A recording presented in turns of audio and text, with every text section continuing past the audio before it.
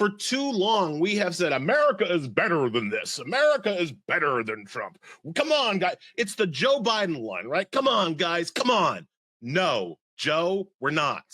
We're not better. We're not better than this. We are this.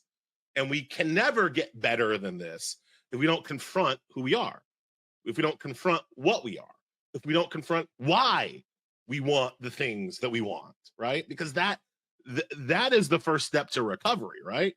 You don't get over being a drug addict by saying, I don't got no problem. No. You get over being a drug addict by hitting rock bottom and admitting that you have a problem that needs to be addressed. Trump is not the cause of any of this. America is the cause of Trump, not the other way around.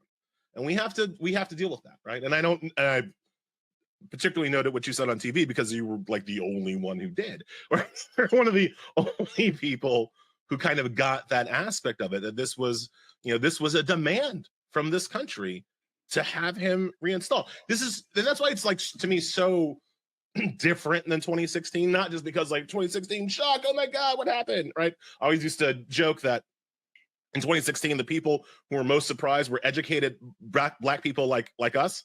Right. Because we were like, Chad would never do that, man. Right? Like the people in the hood, people didn't have the opportunities that you and I have had. They knew. It's that Dave Chappelle, Chris Rock sketch. Black people knew what white people were capable of. As brothers like us were like, oh my God, no way, Matthew Higginbotham III. No way, man. That was 2016. That ain't now. America knew exactly what it was voting for now. Yeah. And the Americans that stayed home, they knew also exactly what they were staying home about. And the beauty of that, those folks, this is my interpretation, could be wrong, but I doubt it, was that it was almost like Pontius Pilate. Right? Right? I wash my hands of your demolition. There you go. I'm like, no, you can't blame me. I wrote somebody's name in, or I didn't even bother to go to the polls. When you look at the number of people, both candidates underperformed their 2020 election vote. I will say just really quickly, part of that is not just COVID, but part of that is that it was easier to vote in 2020. Part of why the votes were suppressed was because after 2020, a bunch of states were like, we're going to make it totally harder to vote. And again, at some point, we will get into the Democratic Party's complicity in all of this. But it's one of the reasons why both candidates underperformed, is because it was literally harder to vote this time. But I mean, look, at core, this is what the country asked for, and now. I think the real question is that we have to live with it. People get the government they deserve. That's not me. That's Thomas Jefferson. Right. Yep. And I know that a lot of people who didn't vote for him, a lot of people who worked hard against them, even since I wrote that article, I've gotten a lot of, feedback, pushback from people who worked very hard against them, being like, well, I didn't want this. I did everything that I could. And at an individual level, nobody deserves it. Right. I am a crazy liberal, which means that at an individual level, I don't even think the Trump people deserve it individually. The people who voted for their own deportation do not deserve to be deported. They will be. They will be.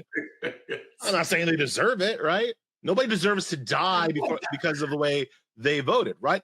But as a country, as a nation, as a people, we deserve every bit of what Trump's about to bring to us. Yeah, I was sitting there watching. We did some interviews on MSNBC with members of this particular family, where I think the father is here illegally. His wife is legal. Children obviously illegal. They were born here, and so the question was, well, are you concerned about being deported or rallied, pulled up and out of your home? And they were like, oh, no, they're only going to do that to criminals. Right. And I was sitting there going, well, if that is here illegally, that's a crime. They think it only happens to bad people, right? Right.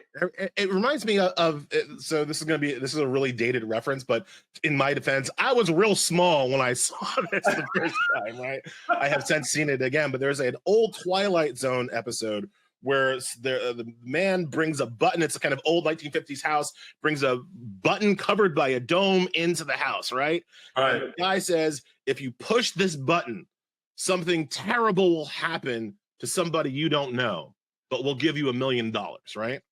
We'll change your life, right? And so the whole episode is like whether or not the family pushes the button.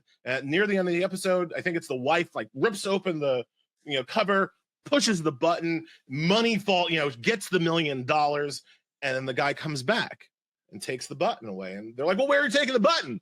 And he goes, to somebody you don't know. Like, they always think somebody they don't know is somebody else. That's never play the string all the way out to the end and realize that somebody they don't know is them. Yeah. And that is what so is profoundly important. And that is what is about to happen to a lot of these people, a lot of the people who voted for him, a lot of the people who didn't vote at all, and unfortunately, a lot of the people who voted against him. Yeah, a lot of people tried to stop it. And so one of the things that I want to actually ask you a question, sure, about whether or not you're seeing this, because what I am seeing in my community, in my Black communities, in my Black network, is it's a very different conversation that I'm having in my Black networks versus my white networks. It just is. It just is, yeah. And the difference of vitriol and betrayal that I'm hearing in my Black networks, especially from Black women, is real, right? I'm hearing a real sense of like, these people have stabbed us in the back for the last time. I'm not lifting a finger again. I'm not helping them again. And people need to understand that, like, people don't generally understand how much the Democratic Party is reliant upon the volunteer labor of Black women at an operational level. At a literal, like, when the Democratic Party is talking about putting boots on the ground, the boots are heels. And the people on the ground are Black women, right? Yeah. They are the aunties and grandmothers who are actually stuffing the mail in the envelopes, right? Yeah. And licking the stamps and doing the door-to-door kind of work. And if those women are like, screw this, you're talking about taking out the Democratic Party's base of operation at its knees.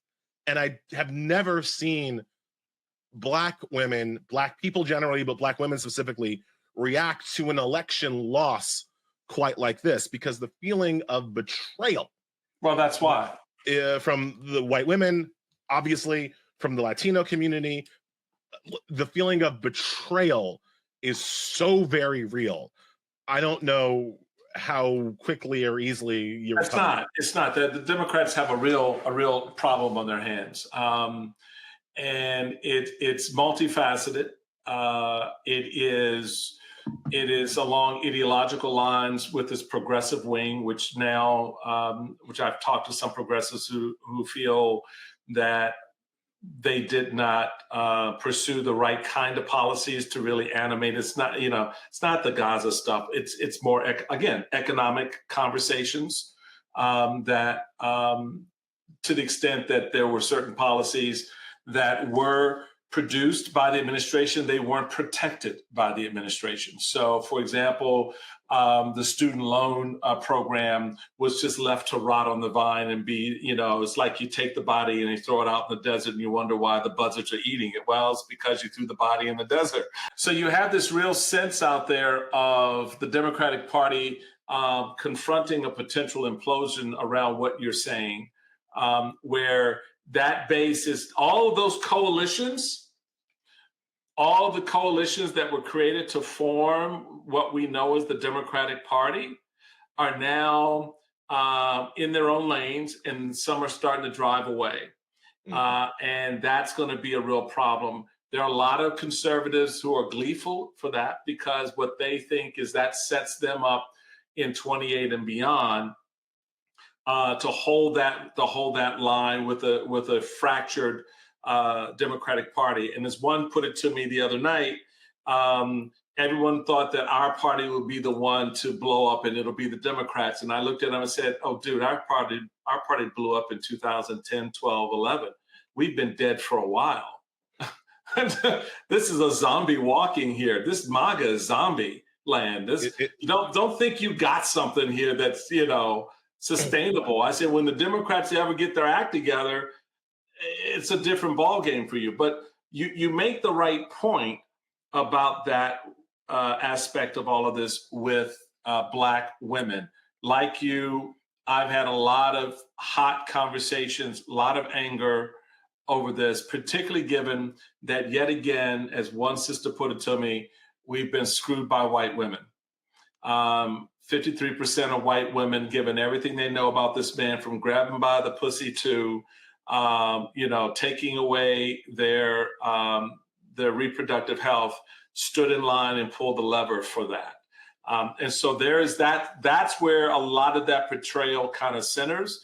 You look at the energy for Kamala coming out of the gate. It was Black women that jump-started that whole thing with that Zoom call of 400,000 women, raising $5-6 million, and it didn't seem to matter.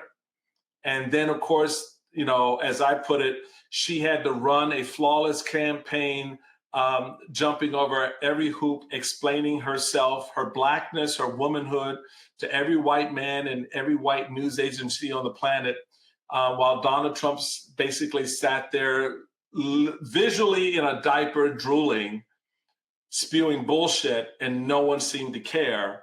And now here we are, and folks want to look at them and said that they should have done more. Yeah, it's really not flying in my networks. Nobody wants to hear that. You say it's not the Gaza thing. People have noticed that while this was a stunning Trump victory across the board in Michigan, where the Palestinian vote was most loudly withheld, y'all noticed that pro-Israeli Jewish Democratic Senator Elise Slotkin, she hung on to her seat, but Harris lost, right? Pro-Israeli Senator Ruben Gallego, he won his seat, but Harris lost Arizona by a lot, right? So you see all of these incongruencies all over the place, and it really makes it pretty clear that Harris's first problem was her biggest problem. She was a woman. She was a Black woman. And that was just not something that white women or Latino men were going to vote for. I will note, just not to, I will note that all this talk about Black Get ready, folks. men not subverted, that didn't seem to happen now, did it? Seems like Black men actually showed up again and voted for the Black lady. I'm just saying that the media, we spent like half a summer talking about what is that man going to do in the barbershop? And we were on our job. We were on our job like we always are. I just wanted to point that out in case people hadn't seen that particular exit poll, right? But look, I mean, this is I'm doing it. And I try not to, I'm devolving into the blame game, and that's not helpful. It's not constructive. I'm only pointing it out because it becomes a real issue if the people who did the work, if the people who put in the work feel abandoned and betrayed by the rest of the coalition. Democrats cannot exist as currently constituted without coalition politics. And I fear that this final Trump re-election has driven a serious wedge and done serious damage to the Democratic coalition that Democrats rely on to get elected. And that goes to your point. Trump has killed most likely both parties. Yeah. Right? He killed the Republicans long ago. And as you say, people who think that he didn't kill the Republicans are falling for the okie doke. It's a different party. They got the same name, right? But it's a different party. But I'm a Met fan. Before one of the playoff games, they had the Temptations play for the Mets, open the game for the Mets.